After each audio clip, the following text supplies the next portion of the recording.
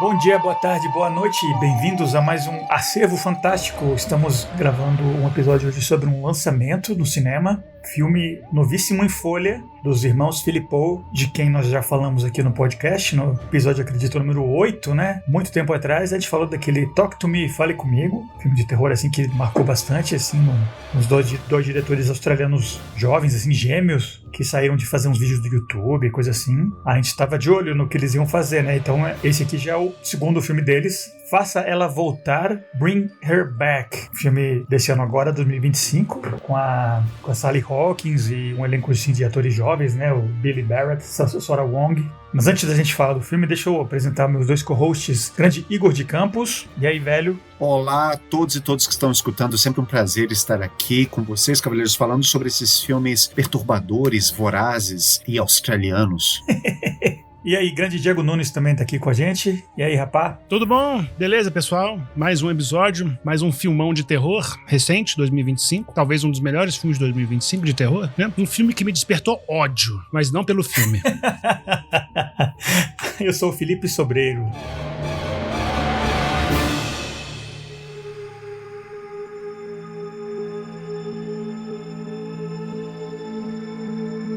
Mas então, já falando desse ódio do Diego, né? Vamos falar da trama do filme. Então, é um filme que é novo, né? A gente vai ter spoiler, porque a gente precisa falar dos temas do filme, da história do filme. Então, ficou o aviso pra você. Esse episódio agora tá saindo quase ao mesmo tempo com o filme, então é perfeito, assim. Você assista o filme antes, que vale a pena. A gente vai estragar a história agora, né? Se passa na Austrália contemporânea. São dois meios irmãos, cujo pai morre no chuveiro, assim. E eles encontram ele. É um irmão, o menino mais velho e a menina mais nova, que é cega, né? E aí, como os dois são menores de idade, eles vão parar no sistema social, né?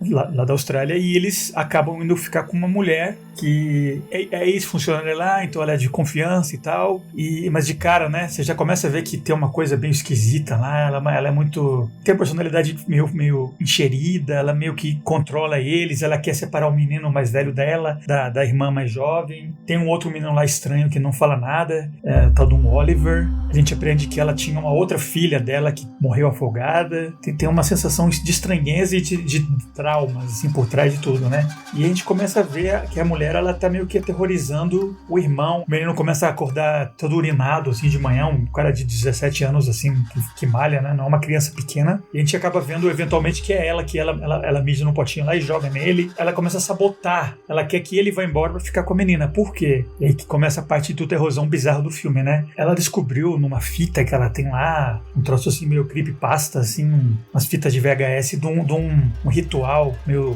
bizarro, assim, macabro, meio satânico, umas fitas lá, através do qual tem um processo que consegue ser feito, que faz com que uma pessoa meio que suga a alma de um cadáver e joga numa outra pessoa que se sacrifica pra isso, né? Tipo uma transfusão de alma, né? E ela vai querer fazer isso com a menina. Ela usa esse Oliver como esse intermediário, né? Então ele é um menino meio demoníaco, meio bizarro, que não fala. Ele se machuca direto. E ele vai ser o tipo conduto, assim, que vai passar a essência da filha dessa mulher, Laura, do cadáver lá, que ela inclusive guardou na geladeira, no freezer lá, para o corpo dessa menina nova, né? Aí começa essa coisa toda estranha, o menino, esse Oliver que fica trancado, ele sai, ele se machuca, ele morde uma faca, ele começa a se morder uma hora, ele começa a perder dente, ele tá se destruindo, assim. Ao mesmo tempo, o menino mais velho, ele consegue meio que sair de lá, ele chama a assistente social pra ir lá ver que tem alguma coisa de errada, tem uma briga lá e a Laura acaba atropelando a assistente social, afoga ele numa poça, o menino morre, inclusive, que você pensa que é o protagonista do filme. Não, ele morre, e aí ela vai tentar fazer o processo lá de tomar o corpo da menina cega, só que ela chama ela de mãe no momento final, assim. A mulher meio que tem cai a ficha, né, e a menina consegue fugir, aí no final você descobre que ela foge, e a polícia chega e descobre aquele cenário todo lá, né. Esse é um filme bem chocante, bem violento, assim, com muito body horror, muito gore, assim, bem nojento. Eu acho que é um filme que é bem bem menos assustador que o anterior deles, que assustava mais com a atmosfera, com a sensação do filme, com a maneira como você ia aprendendo as coisas. Esse aqui eu acho que é um filme que é muito mais de ansiedade, de angústia, assim, de, como o Diego falou, de raiva, né? Você fica se sentindo hiper agoniado e puto com ela, né? Com a mãe, porque ela é hiper maquiavélica, escrota e fica manipulando essas crianças pra tentar sacrificar uma delas pra essa insanidade que ela tem na cabeça, que eventualmente você meio que descobre que é verdade, né? Porque o menino ali, no final do filme, o Oliver, né? Que era um menino que nem era o parente dela, ela tinha sequestrado esse outro menino, ele tá todo mutado, assim, ele é uma criatura demoníaca, então aquilo tudo que ela ia fazer realmente parece que é real, né? Não é simplesmente uma loucura, uma insanidade dela, e sim um processo que teria dado certo, né? O menino, no final, ele é um demôniozinho, né? Mas é isso, um filme bem chocante, bem violento, eu achei bem legal, mas eu não me assustei muito não, eu fiquei realmente, mas com muita ansiedade o filme todo, um filme angustiado, assim, de nervoso mais do que de assustador, eu achei. Mas é isso, né? Essa foi a trama do filme, e essa já também foi a minha impressão. Eu acho o elenco todo ótimo, né? A Sally Hawkins, que quem não conhece, ela faz a mãe lá do Paddington, né? E ela faz uns filmes tipo Happy Go Lucky, assim, ela fez a Forma da Água, ela é uma atriz hiper carismática, né? Ela meio que emana uma bondade, assim, uma simpatia que foi hiper usada ao contrário nesse filme, né? Escolheram ela meio que pra deturpar essa imagem, e isso ajudou o filme muito, né? Porque você vê a Sally Hawkins, mas é um monstro, né? Que tá ali. Então eu gostei muito, especialmente das atuações, dos efeitos de maquiagem e tal. Esses dois irmãos Philippou, eu acho que eles são impressionantes, né? Pra dois caras jovens assim, já tem dois filmes bem interessantes, bem legais, e eu vou continuar na expectativa do que eles vão continuar fazendo, né? Eu diria que eu sou um fã deles. Mas bom, agora sim, partindo para as suas impressões, galera. Vamos começar pelo Diego. E aí, velho? Eu sei que não tem história porque é um filme recém-lançado, né? Mas o que você achou do filme, então? Qual foi a sua impressão? A primeira vez que eu vi, eu também achei um bom filme de terror. E fiquei realmente também muito incomodado com a personagem. Eu acho que a protagonista... Já vou botando uma polêmica aqui. Eu acho que a protagonista do filme é a mãe. É a Sally Hawkins. Eu acho que o protagonista é a Laura. Porque eu acho que toda a trama gira em torno dela. Eu acho que mais do que as crianças, mais do que o Andy e mais do que a Piper, acho que o Andy e a Piper, especialmente a Piper, né, podem ser vistos como protagonista, mas eu acho que quem move tudo, quem realmente põe toda a trama em ação é a mãe, é a Sally Hawkins, é a Laura. E toda a motivação do filme, né, todo o ímpeto do filme vem da Laura. Tanto é que o título do filme é Traga Ela de Volta. É o desejo dela, a motivação do personagem é Traga Ela de Volta, Bring Her Back. Inclusive, isso que você está falando dela ser o motor da produção toda, né? Porque nesses jogos mentais que ela faz, tem uma hora que o menino, ele bate a cabeça, o Andy, né? Ele tá no hospital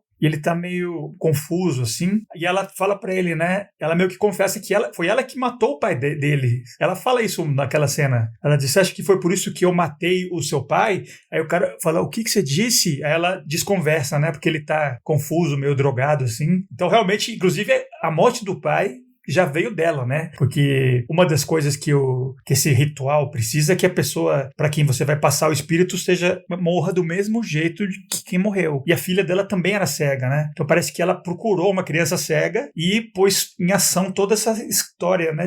Do pai morrer e de adotar eles. Então ela realmente causa tudo, né? Inclusive, antes dela entrar na história, ela já tá movimentando a trama. Então é um filme que é, assim, relativamente complexo. Porque eu, quando vi pela segunda vez, pro podcast, assisti ontem o filme, muitas coisas se encaixaram pra mim. Eu percebi vários detalhes que eu não tinha percebido a primeira vez. Então é um bom filme pra ver duas vezes. Eu acho que você vai aproveitar o filme vendo ele duas vezes. Porque é exatamente isso, né? Que o Felipe falou. Eu acho que toda a trama ela é movimentada, né? A força motriz da trama é a mãe, é a Laura. E isso que eu acho muito interessante. A primeira coisa interessante, legal do filme que eu achei é que ela é uma grande antagonista, uma grande vilã, uma personagem hiper maquiavélica, uma personagem que usa todo o conhecimento e a experiência de vida dela pra manipular e torturar e fazer terrorismo com adolescentes, com crianças. Mas ela é a protagonista também, né? É ela que quer, ela que tem o desejo de ter a filha dela de volta. Então, eu achei essa mistura de antagonismo com protagonismo muito interessante, muito bom. É um primeiro aspecto positivo que eu achei do filme. Outro aspecto positivo que eu achei é que tanto o Fale Comigo quanto Faça Ela Voltar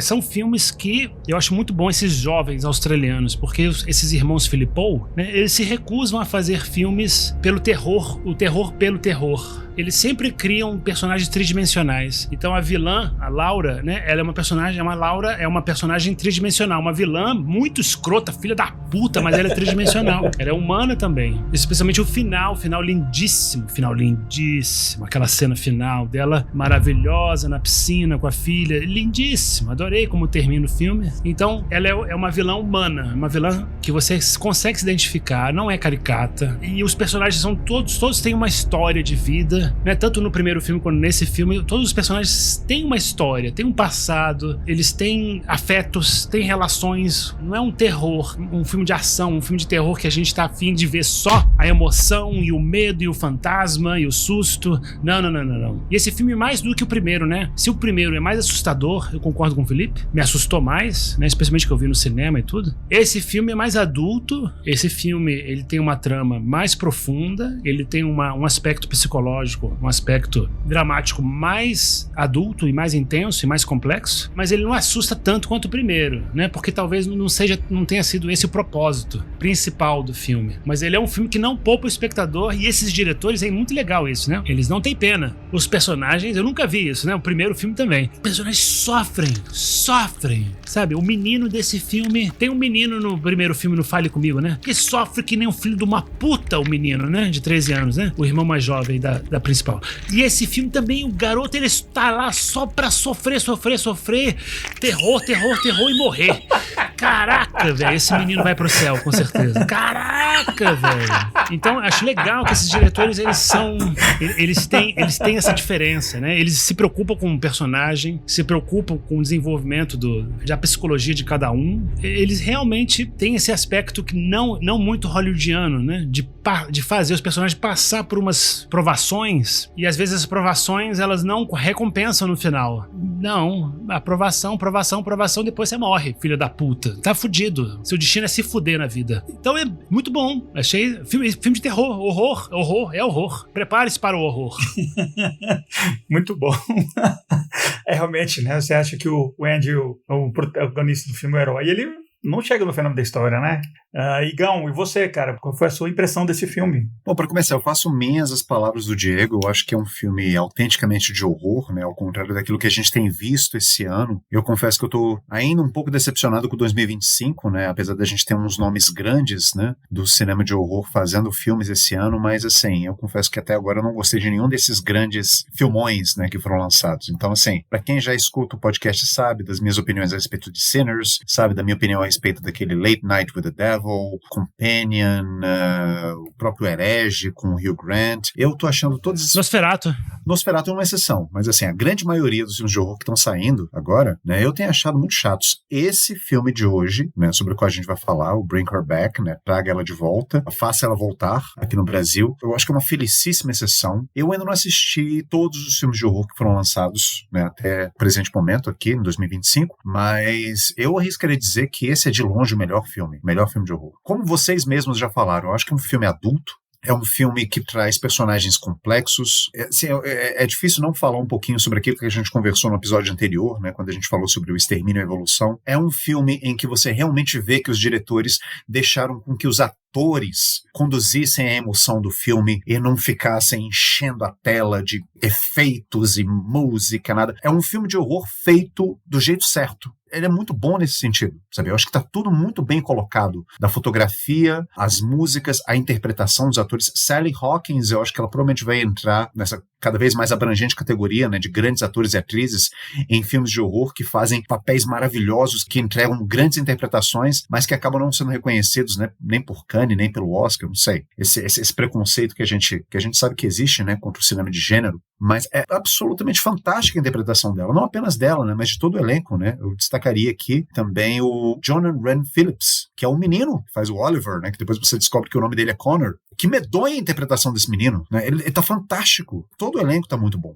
E, claro, também, assim, não posso deixar de mencionar, assim, porque é um filme que ele, em nenhum momento ele tenta, né? Ele tem uma mensagem, ele tem toda uma tese por trás da história dele, mas que ele não tenta ensinar você tati-pitati, assim, sabe? Tipo, olha, espectador, senta aí que eu vou falar pra você o que é. Não, você tem que, como o Diego falou, você tem que assistir esse filme 2 vezes, 3 vezes, pra você perceber essas camadas sutis de significado e sentido por trás das imagens do filme. É um filme muito sutil que o tempo todo ele tá falando com você através das imagens dele, através da simbologia dele, né, através dos temas dele que estão lá também. Assim, você tem um grande tema óbvio, né, que é o tema do luto, mas eu acho que tem muitas outras coisas também para se falar nesse filme. E, bom, tá aí minhas impressões. Gosto muito desse filme, assim, eu gostei muito da primeira vez que eu assisti, gostei ainda mais da segunda e da terceira vez que eu assisti o filme pra gente gravar o podcast, né, e ansioso para falar com vocês sobre esse filme, Cavaleiros. Eu acho que esse é um filmão que a gente tem em mãos aqui. Muito bom. Mas então, realmente eu ia puxar primeiro esse lado, né, que esse é um grande assunto do cinema de horror contemporâneo, né, de perda e luto como algo entrelaçado com o terror sempre, né, horror direto, assim,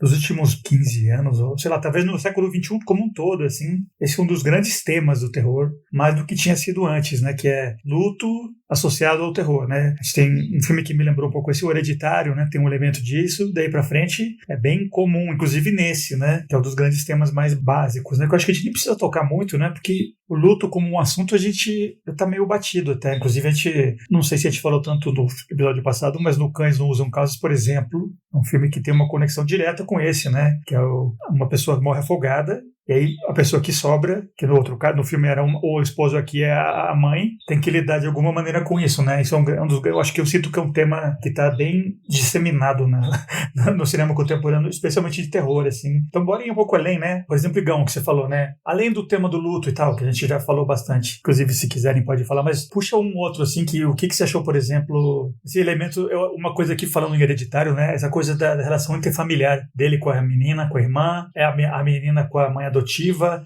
esse outro menino, o Oliver lá, eu acho um dos temas bem fortes, né? Família como um elo como uma fonte de tensão, mas também de apoio e tal, né? Mas, bom, puxa aí um que você queira a gente falar sobre ele. O tema da família é um tema muito importante para esse filme também, né? Eu acho que é um tema que a gente deveria abordar nesse episódio que a gente está gravando hoje, né? Porque eu acho que isso tem muito a ver com as simbologias do filme. E quando eu falo família, assim, não quer dizer simplesmente a relação entre os irmãos, que talvez seja a coisa mais óbvia, mas também a relação da personagem da Sally Hawkins com os meninos, né? Porque ela é uma mãe que ela não pôde cumprir o seu destino de mãe. Ela é uma mãe que ela falhou ao proteger a própria filha dela da morte. Inclusive, essa fala do menino, agora eu esqueci o nome dele. Como é que é o nome dele? O mais velho é o Andy. O que não fala nada é o Oliver. É o Andy, isso. É a fala do Andy que deflagra aquela fúria nela, assim, sabe? Quase no final do filme, né? Quando ele fala assim, sabe, tipo, você falhou a proteger a sua filha, você não...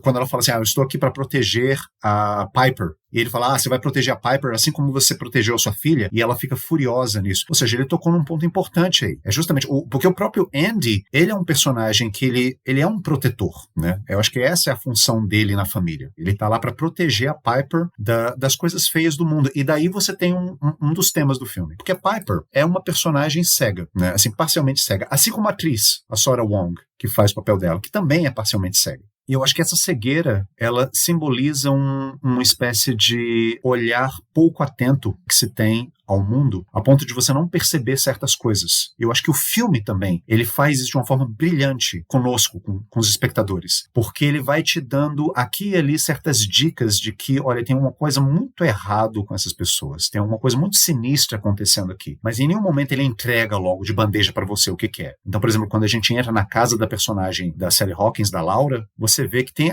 algumas coisas muito esquisitas lá. Você tem aquela piscina triangular, né, que tá vazia, você tem aquele círculo de giz em volta da casa, que você não tem uma real noção disso até uma cena mais no meio do filme, que você percebe, né, que a casa inteira está inserida dentro de um círculo.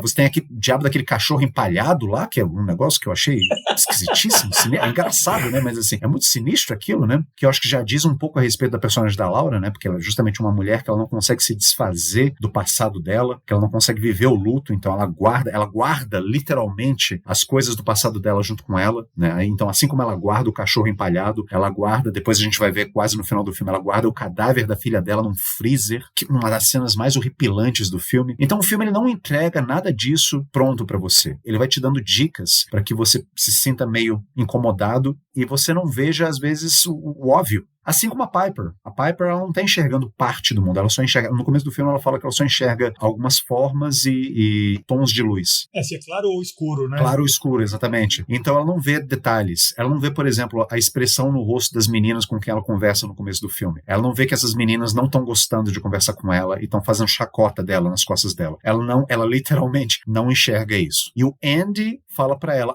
não, essas meninas foram simpáticas, elas gostaram de você. Ou seja, o papel dele é protegê-la dessa dita feiura do mundo. Então, a capacidade que você tem de ir além, de você enxergar não apenas o arco-íris e o sol brilhando, mas também o mundo com aquilo que ele tem de feio, com aquilo que ele tem de cruel e nefasto e horrível. Eu acho que isso é um dos temas do filme também. Isso é uma das coisas que está presente literalmente na personagem, mas metaforicamente como um tema geral do filme, e isso é uma coisa que o filme vai fazendo com a gente, porque o filme ele também vai fazendo com que nós, espectadores, comecemos a enxergar aos poucos o que é a realidade por trás dessa casa onde se passa a história do filme. Quem é essa mulher? Qual é o drama que ela está vivendo, na verdade? Ela não é simplesmente uma pessoa que muito caridosamente resolveu adotar essas crianças por pena ou alguma coisa assim. Não, ela é uma personagem totalmente quebrada e fraturada que está passando por um drama muito intenso, mas você ainda não sabe o que é, né? Você começa a enxergar isso aos poucos. Então, isso eu achei uma jogada genial do filme. Você brincar com esse significado da cegueira tanto real, né, na personagem, quanto também metafórico e quanto temático também, e na própria estrutura do filme, né, fazendo isso conosco.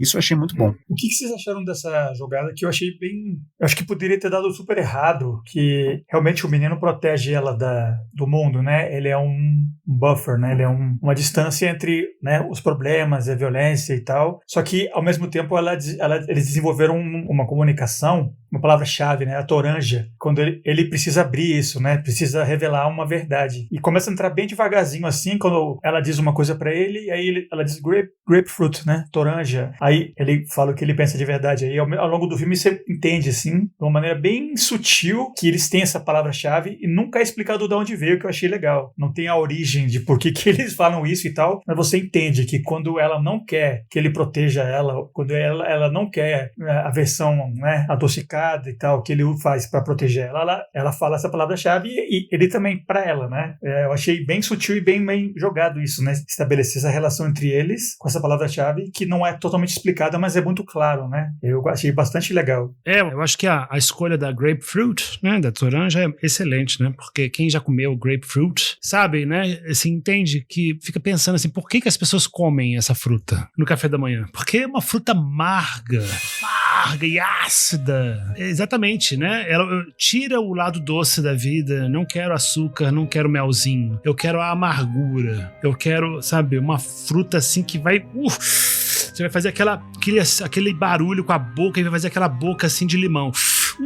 Caceta, comi essa toranja. Caraca, velho. E grapefruit é uma coisa, né, muito comum no café da manhã dos britânicos, por exemplo, né? Sempre tem uma grapefruit lá, tá? É uma fruta que não cresce no Brasil, né? As pessoas não se acostumaram a comer no Brasil. Mas imaginem uma laranja que tem uma casca meio amarela e tem um interior rosa. E é bem amarga e bem ácida. Então, eu achei excelente essa escolha, né? Porque, olha, eu quero experimentar o amargo da vida agora, meu irmão. Então pode me falar, não tem problema. Eu quero saber.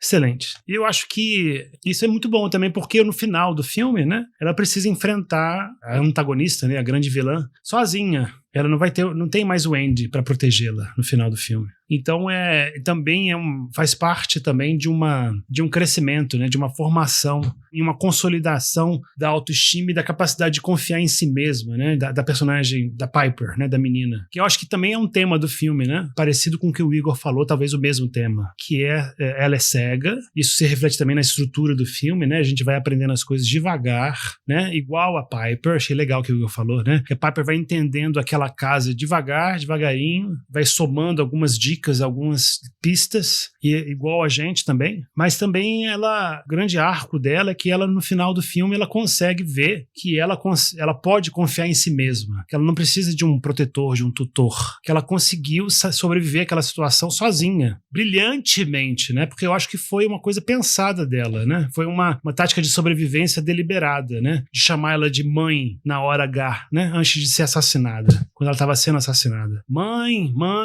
eu achei pensado, eu achei ela brilhante. Sim, que eu ia comentar do arco da Piper, essa falta de necessidade de proteção O filme ele também traz um símbolo que eu achei que é muito presente, né? Eu até já tinha mencionado aqui, né, quando falei para vocês, que é o símbolo do círculo, né? Tem várias coisas circulares nesse filme. Aliás, a começar pelo próprio título do filme, né? Traga ela de volta ou faça ela voltar. Se você faz uma volta completa em qualquer lugar, você está andando em círculos. E isso pode estar relacionado a muitas coisas no filme. Isso pode estar relacionado, por exemplo, sabe, ao fato da personagem da Sally Hawkins não conseguir viver o luto. Ou seja, se você não consegue viver o luto, você está andando em círculos, de certa forma, né? Você está voltando num mesmo lugar emocional, num loop contínuo. Você não está indo para frente, você não está progredindo. Porque viver o luto é justamente isso, você aceitar a morte, aceitar a temporalidade e você ir para frente. Se você não está vivendo isso, você está andando em círculos, né? E o círculo aparece ao redor da casa, né? O círculo aparece naquela fita VHS russa super sinistra que aparece no começo do filme, né? Que você tem que desenhar um círculo, né? Onde você está, para o ritual fazer efeito. Aparece dentro da piscina também. Aparece também naquele movimento que ela faz na testa do Oliver, quando tem um momento do filme que parece que o espírito que o Oliver tá carregando ameaça sair do corpo dele e, sabe, deixar tudo a perder. Aí ela traz esse espírito de volta, desenhando um círculo com o dedo na testa dele. Quando ela faz um círculo no vidro, também com a mão toda ensanguentada, faz com que o Oliver, de novo, né, volte a atenção dele para ela. Então, assim, círculos são preponderantes, né, no filme. E aí é muito interessante ver como no final a Piper, ela escapa da casa e você vê certinho, né, assim, ela escapa da casa, aquele círculo de giz que foi desenhado em torno da casa, ele tem uma quebra, que é justamente o momento em que os pés dela passaram por cima do círculo. Então essa ideia de você sair fora do círculo, de você transgredir, ou seja, você sair da sua área de proteção, isso faz parte desse arco da personagem, porque eu acho que a história dela é basicamente isso. E isso aparece de formas muito sutis no filme. Por exemplo, naquela prática desportiva que ela tem na escola, naquele jogo de queimada que ela tem com outras crianças que também têm alguma deficiência visual, você vê claramente que tem um círculo na área onde ela tem que jogar a bola. E ela fica tateando, né, a fita, né, para saber onde é que tá o círculo, para ela justamente não sair do círculo. Então, o filme todo é basicamente ela não saindo do círculo, né, ela estando dentro dessa área de proteção, onde ela foi colocada pelo pai dela, pelo irmão dela, pela personagem da Laura, mas assim, muito falsamente, né, porque ela tinha uma agenda muito sinistra aí, mas ela foi colocada dentro de um círculo de proteção. E no final do filme você vê ela justamente quebrando esse círculo, transgredindo e indo longe da área de proteção. Isso eu achei muito bonita, essa metáfora visual do filme. Daí, novamente, sabe, um filme que ele não fala pra você, assim, diretamente. Você vê sutilmente, né, o que ele tá tentando passar pra você por meio dessas imagens, dessas simbologias. Eu achei isso brilhante. Eu acho, né, de uma forma ignorante aqui falando, né, leiga. Eu acho que Lacan teria adorado esse filme, porque eu acho que a imagem da energia narcísica, que é exatamente essa energia melancólica que a gente falou no episódio do Cães Não Usam Calças, que é uma energia ensimesmada, uma energia que gira em torno de si mesmo, que não vai pro mundo, que não liga pro mundo,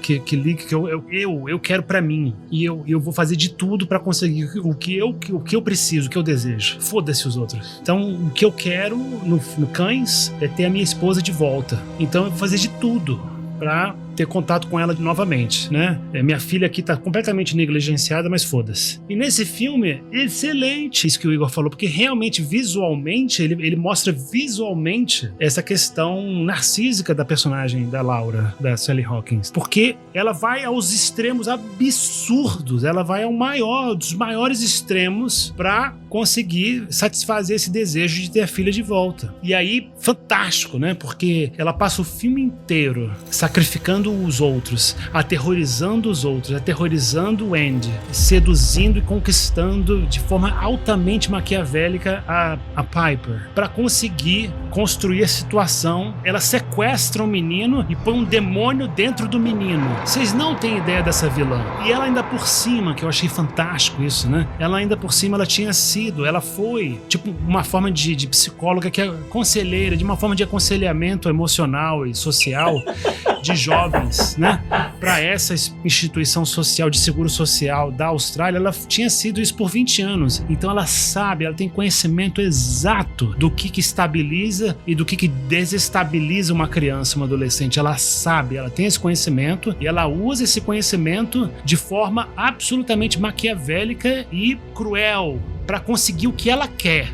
O que ela quer supera qualquer outra prioridade. O que ela quer é a filha de volta, número 1. Então tudo isso aqui é isso. É o que eu quero, é minha filha de volta. Então qualquer coisa que eu tenho que fazer para eu conseguir isso, eu vou fazer. Foda-se. Então isso é o máximo do narcisismo.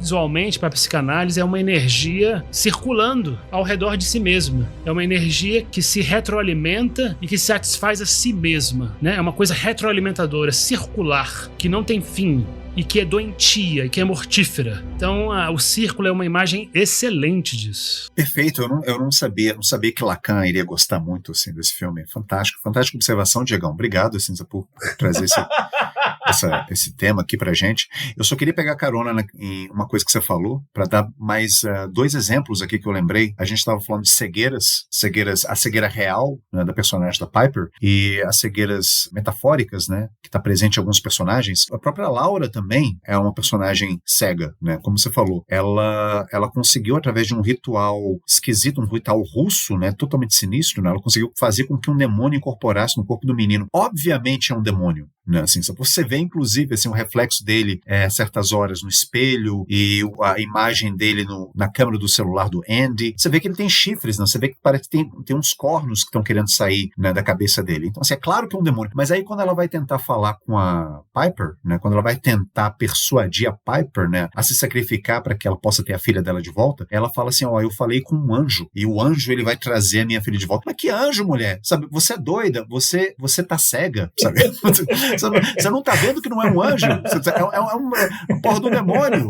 Tá incorporando lá no corpo do menino. Essa cegueira também ela aparece como uma espécie de auto-engano dos personagens. Essa obsessão que eles têm em certas crenças que são totalmente falíveis, né? Mas que eles não percebem isso. E a outra cegueira também é a cegueira da assistente social. Aquela assistente social para quem o Andy corre, quando ele finalmente descobre, né, ou pelo menos ele tem um vislumbre, né, da verdade a respeito da Laura, né? A Andy, tadinha, que acaba sendo atropelada, né, quase no final do filme. Aquela cena é horrorosa. Mas a Wendy também, ela fala assim, não, mas a Laura, né, trabalhou com a gente 20 anos, assim, ela é uma pessoa boa. E uma das coisas que ele falou assim, mas você não checou essa pessoa antes de você nos enviar para ela? De novo, aí você volta nesse tema. Mas você tá cego, você não consegue enxergar que essa pessoa não é uma pessoa boa? Novamente, assim, você tem várias instâncias, vários exemplos diferentes da cegueira aparecendo aqui e ali no filme. Por exemplo, tem outra, né, um dos elementos que tem na família do Andy e da Piper, antes até da entrada da Laura na história, é que o pai, que a gente só vê ele já morto, né, ele tinha uma relação violenta com o menino, mas não com a menina, né? Isso era algo que a menina literalmente não via e também não sabia. Então, não sabia, era cega nos 2 sentidos, né?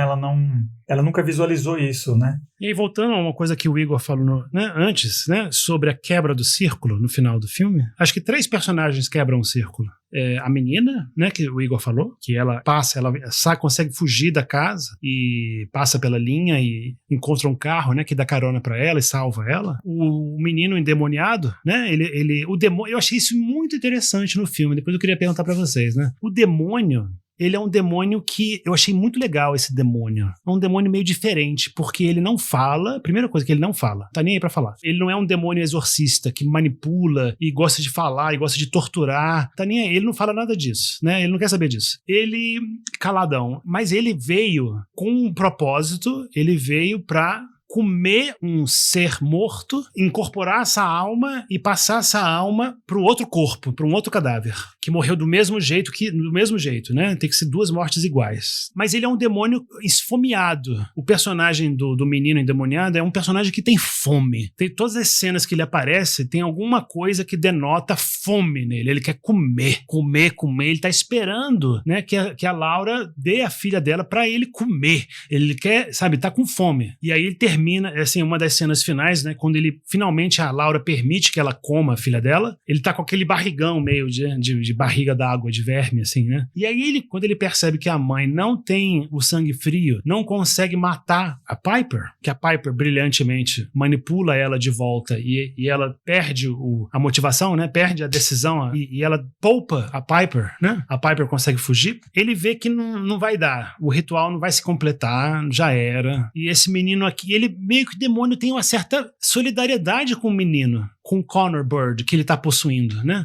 Ele olha pra foto antes de acabar o filme. Ele olha pra foto do menino, da foto do menino desaparecido. E aí ele cruza a linha também, né? Ele cruza a linha porque quando o demônio... A gente aprende isso durante o filme, né? Quando a pessoa possuída cruza essa linha, esse círculo branco de cal, o demônio sofre e acaba tendo que sair do corpo. Então, pra ele continuar no corpo, ele precisa continuar nesse círculo, dentro do círculo. O que é um tema fantástico, que reflete, né? É um outro motivo, né? Um motif que reflete tudo isso no filme, né? Pra você continuar num círculo narcísico, doentio, mortífero, pro demônio continuar dentro de você, você precisa continuar no círculo. Se você sair desse círculo, o demônio tem que ir embora. Se você viver o luto e superar e sair desse ciclo vicioso, você consegue superar, né? Perdas. Pra você não superar, pra você continuar narcísico e melancólico em si mesmo, você tem que continuar naquele círculo ali, endemoniado. Então, o próprio demônio sai, ele pula a linha e ele libera o menino. E o menino, ele tá ali, beleza, a salvo, voltou a ser ele mesmo e a polícia salva ele. Quando a polícia encontra, ele já é ele mesmo, não é mais o demônio, né? É o menino sequestrado, né? Exatamente, né? E a mãe também, essa cena belíssima que eu falei, ela finalmente decide quebrar o círculo, mas no filme deixa super implícito, né? Que ela tá ali na piscina, abraçada com a filha, como se fosse um último abraço, né? Porque ela sabe que a polícia vai chegar. Então é uma despedida da filha. Então acho que os três quebram, né? No final do filme. Eu não sei, eu acho que o final talvez seja um pouco ambíguo, assim, pra mim, porque eu não sei se ela exatamente quebra, assim, eu tô falando aqui da Laura, né, da personagem da Sally Hawkins, não sei se ela quebra o círculo, porque, assim, a última cena que a gente vê é justamente ela dentro do círculo, né, e é um círculo todo preto, inclusive, ela na piscina, e ela tá abraçada, e é uma cena, assim, ao mesmo tempo de partir o coração, mas de uma abjeção muito grande, né, porque ela tá abraçada ao cadáver putrefato da própria filha dela dentro desse círculo, né, uau, assim, uma imagem fortíssima, assim, que funciona em vários níveis, assim, é uma imagem horrorosa, mas é uma imagem extremamente emotiva também, de uma mãe vivendo o luto dela, vivendo a dor da perda dela, assim, em sua capacidade mais terrível, mas, bom, enfim, isso é aberto a interpretações, assim, sabe? Eu não sei se ela realmente consegue romper o círculo, porque justamente a última imagem do filme é ela dentro do círculo. Agora, é engraçado, né, essa figura desse demônio, né, o Diego, ele gostou do demônio que possui o menino, eu achei ele muito interessante também, mas ao mesmo tempo, assim, apesar dos chifres, né, que ele tem, apesar daquela aparência funérea também que o menino vai adquirindo ao longo do filme, eu não sei, eu acho que pros irmãos Philippot, né, e eu fico tentando traçar um paralelo, assim, sabe, com o filme anterior deles, né, o primeiro filme deles, eu acho que os irmãos Philippot têm uma visão meio amoral daquilo que é sobrenatural. Sabe? No sentido que o sobrenatural, afinal de contas, é bom, ele é ruim. A gente separa, né, o sobrenatural em duas categorias, né? Você tem a categoria angelical, né, dos entes sobrenaturais bonzinhos que estão aqui para ajudar, para nos guiar e etc, etc, etc. E você tem a outra categoria dos demônios, né, que querem, né, ver o oco, que querem nos fuder, né? Mas a gente não sabe, na verdade. A gente não sabe se essa entidade, né, que possui o Connor, ela é de fato uma entidade maligna, né? Ela tem uma aparência terrível, mas o que ela quer de fato, sabe? O que ela tá tentando fazer, o que ela tá querendo passar pra gente? Você não sabe. E eu acho que tá aí uma das coisas interessantes a respeito do filme também, a respeito dessa visão do sobrenatural que os irmãos Philippot têm. Que tanto no Talk to Me quanto agora no Bring Her Back, você tem personagens que, de certa forma, estão tentando controlar esse sobrenatural. De alguma maneira. No Talk to Me você tem aqueles adolescentes que estão fazendo aquela brincadeira, né, de pegar na mão mumificada, né, e incorporar o espírito. Então, é uma espécie de controle. Né? Eu tô controlando aqui esses espíritos, né, tô vendo de qual tô brincando com eles. E agora você tem essa nova tentativa, quer dizer, uma outra tentativa diferente, né, de você controlar os espíritos, né, mas com o intuito de você trazer de volta a alma de uma pessoa que você perdeu, através de um ritual, né, muito esquisito, né, que você não sabe, que eu também gostei disso no filme, você não sabe a origem desse ritual, você não sabe o que é. Então, no final das contas, assim, essa visão do sobrenatural, ela é muito ampla, e ela é muito além dessas nossas categorizações do que é bom, do que é mal, do que é ruim, do que não é, mas o fato para os irmãos Philippot, qualquer tentativa de você controlar, qualquer tentativa de controle, está fadada ao fracasso, porque você não entende, de fato, quem é que está do outro lado, ou o que é que está do outro lado, e eu acho que isso também aparece no filme de outras formas. Essa tentativa de controle por mais bem intencionada que ela seja, como por exemplo o Andy tentando controlar aquilo que a Piper percebe do mundo com o intuito de protegê-la, ou então, de novo, a Laura assim, tentando controlar para que a filha dela não sofra ou não se afogue, ou seja, essas tentativas de controle, elas são falhas, né? Elas, no final das contas, elas estão fadadas ao fracasso, elas não vão dar certo, você não vai conseguir aquilo que você quer se você tentar controlar as coisas de uma forma assim, muito estreita, muito severa. O ideal talvez seria você não trazer ela de volta, mas deixar ela ir, né? Deixar as coisas assumirem um livre curso e lidar com as consequências disso de uma forma mais leve. Você pode dizer que tem tipo uma moral, né, dos dois filmes até agora, né? Tipo, a linha condutora deles é não brincar com isso que você não entende direito, né? Com esse além, com esses espíritos e tal. Exato. Você tem que negar o título do filme, né? Que os dois títulos são comandos, né? Faça ela voltar, fale comigo. Então, não faça ela voltar, não fale comigo. E o próximo filme deles, imagino que vai ser um comando também, né? Vamos ver. Queria só complementar, assim, que eu acho que esse negócio do demônio, o fato dele ser faminto, né? E dele, uma das funções principais, né? O desejo dele, né? Se você pensar na perspectiva do demônio, ele tá ali para poder comer um cadáver, é isso que ele quer? Em troca de fazer a troca de almas, o transporte das almas. Eu acho interessante isso como uma metáfora desse sentimento melancólico e narcísico que a gente tem falado. Porque é interessante que quanto mais você alimenta uma pulsão narcísica, né, como a dela, né, como a da Laura, mais ela fica esfomeada, né? Não tem fim. Por isso que é circular. Que é infinito. Você pode continuar a ficar melancólico, né? E faminto para sempre, porque você nunca está satisfeito. Então eu achei que o demônio, né? Que a coisa que o demônio faz é comer, né? Ele tem que alimentar o demônio para você ter a sua filha de volta. Eu acho uma metáfora perfeita, né? Porque acontece realmente, né? Na vida real. Você alimenta os seus demônios, né? Você alimenta a sua tristeza, você alimenta a sua melancolia, né? Você alimenta aquilo que está te prendendo àquele estado afetivo lodoso, que aliás isso é uma das outras metáforas visuais do filme que eu achei muito interessantes também, né? Porque a menina ela morre numa piscina, né? Ela morre afogada, e isso desculpa fazer uma viagem filosófica, semiótica, que isso lembra um pouquinho assim, uma frase que eu li há muito tempo atrás em um livro que eu acho muito interessante, aquele A Água e os Sonhos do Gaston Bachelard, em que ele fala, eu tenho esse livro aqui, depois eu fui atrás da frase, né? E ela fala o seguinte: a água é uma mãe vingativa quando ela não é aceita como mãe redentora. Falando assim sobre a imaginação da água, né? Que é o que acontece com a personagem da Laura. Ela perde o status de mãe redentora dela quando ela falha ao tentar salvar a filha dela. Então, assim, é como se esse papel fosse negado a ela, né? E ela se torna, né, a partir daí, uma mãe vingativa, assim, uma mãe que vai fazer tudo, né? Assim, uma mãe devoradora, né? Uma mãe que vai fazer tudo para poder restituir esse papel para ela, inclusive matar uma galera aí à torta direita. Assim, vai matar a coitada da Piper, vai matar o Andy, matar a ex-melhor amiga dela lá, a Wendy também, sabe? Ela não tá nem aí. Ela é uma personagem narcisista, né, que só pensa nesse objetivo dela. E é interessante e bonito também ver como o final do filme é justamente ela na água. Ela dentro da piscina, abraçando a filha dela. Ou seja, novamente, parece que ela não saiu desse lugar. E enquanto as chuvas vão caindo, né, ao longo do filme, você vai ver que tem algumas cenas aqui e ali, né, que mostram a lama entrando na piscina, a lama tomando conta, né, daquele jardim, daquele gramado que fica na frente da casa. E enfatizando essa fala do Diego, assim, sabe? Que eu acho que é interessante, né, que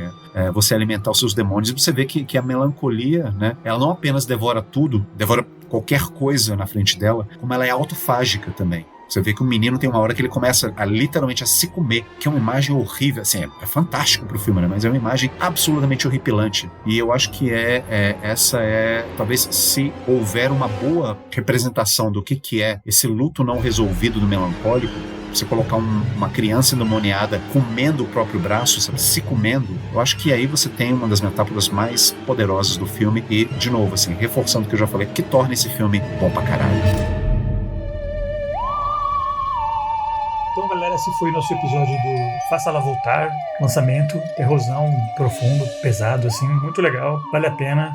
Se você ouviu o episódio assim que ele saiu, o filme tá no cinema agora, então é o momento ideal de assistir na tela grandona, assim, recomendamos muito aqui do programa. Episódio que vem já vai ter temporada nova, né? Só que antes de anunciar, eu queria perguntar pra vocês dois as recomendações da semana, as dicas da semana. Igão, qual é a sua dica da semana? Minha dica da semana é para aqueles fãs do cinema trash, de horror, absolutamente delicioso, esses guilty pleasures, prazeres culpáveis, que eu não tenho vergonha nenhuma de admitir. Esse é um filme de 1985, filme italiano de horror, direção do Lamberto Bava, filho do grande Mário Bava. Demônios, Demoni, o nome desse filme. Maravilhoso, essa história da possessão demoníaca, dos demônios que vão literalmente tocando o terror no cinema, me lembrou muito esse filme. E é um filme assim, é um filme trash que eu acho delicioso de se assistir, sabe? Então, se você é fã de terror italiano, esse filme ele não chega a ser giallo, não, porque giallo, de novo, a gente tá falando de um movimento assim, sabe, final dos anos 60, começo dos anos 70, aqueles filmes do Argento, do próprio Bava, pai.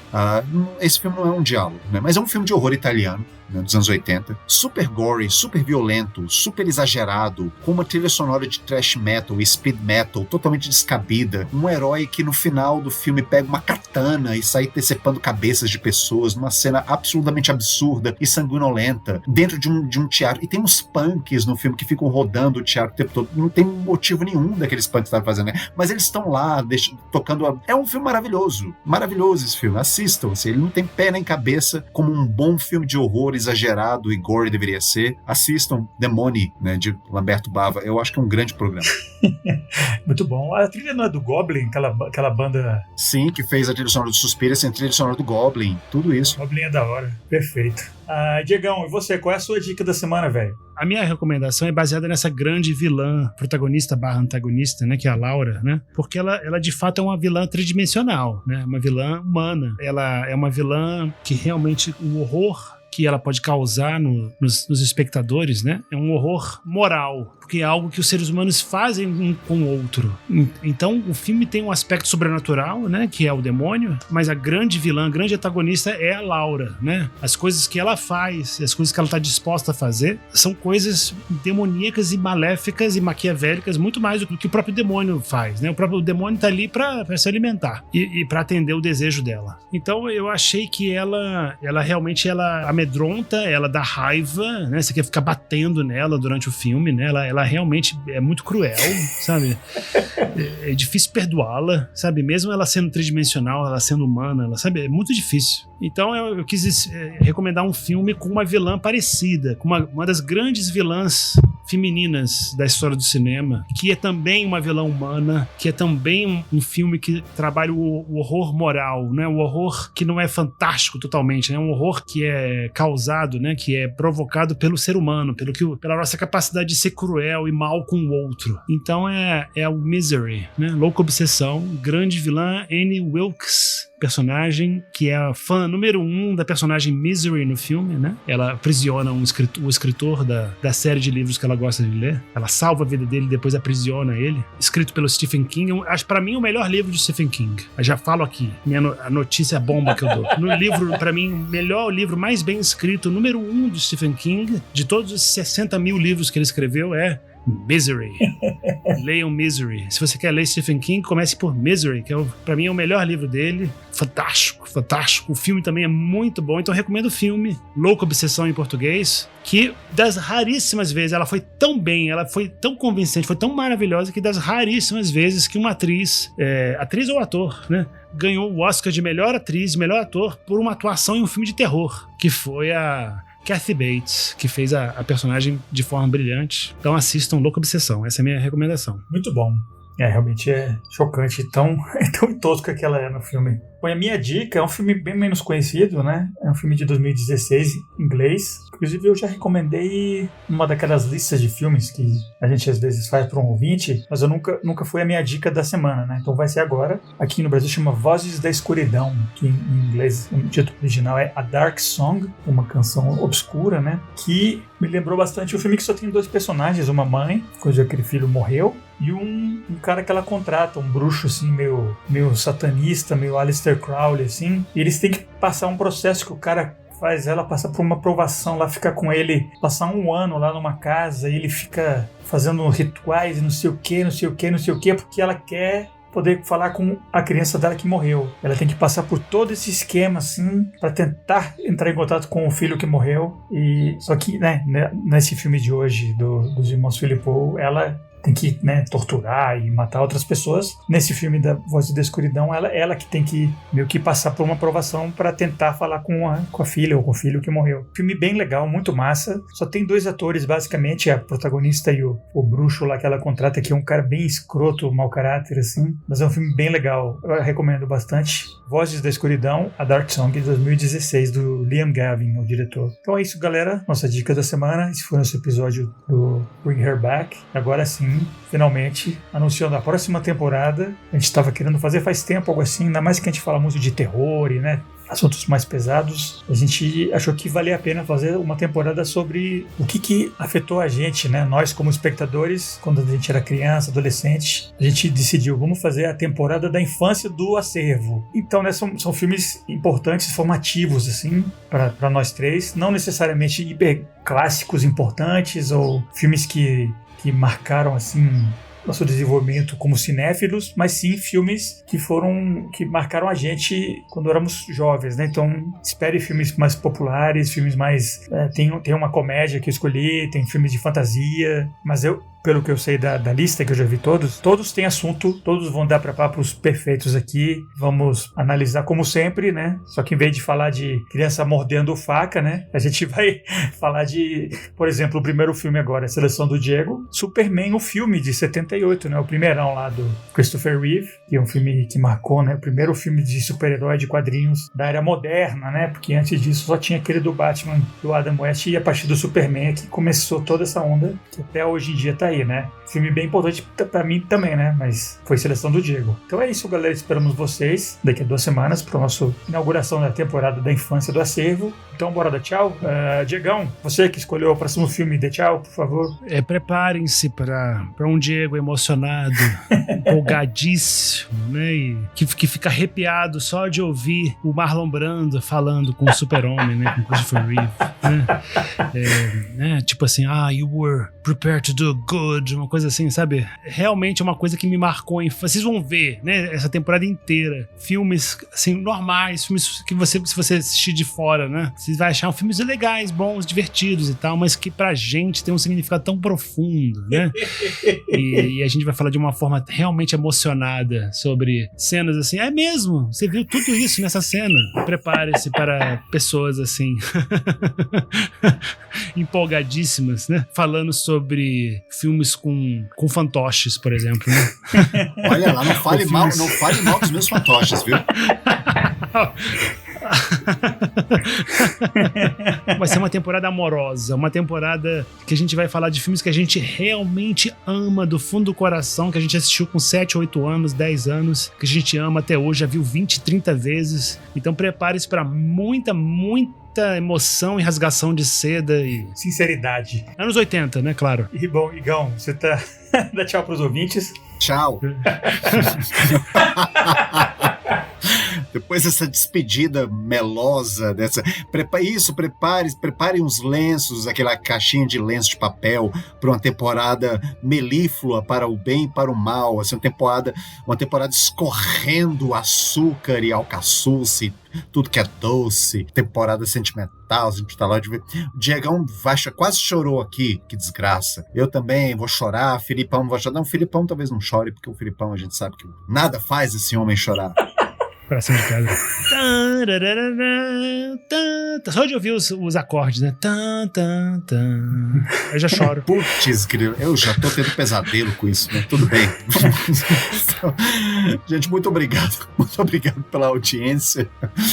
Cavaleiros, foi ótimo ter falado com vocês a respeito desse filme Bring Her Back, que eu acho que é um filme excelente, né? E estou ansioso e temeroso ao mesmo tempo para o início da nossa próxima temporada, porque eu sei que choraremos todos os 3 de emoção ou de raiva mesmo. E, como sempre, gente, enviem suas sugestões, suas dúvidas, suas críticas, seus elogios para as nossas contas no Instagram, no Spotify. A gente lê todas com muito prazer e fico esperando a audiência de vocês para a nossa próxima temporada. Muito ansioso para isso, e é isso. Um grande beijo para vocês e até. É isso aí, galera. Esperamos vocês daqui a 2 semanas. Valeu pela audiência. Falou!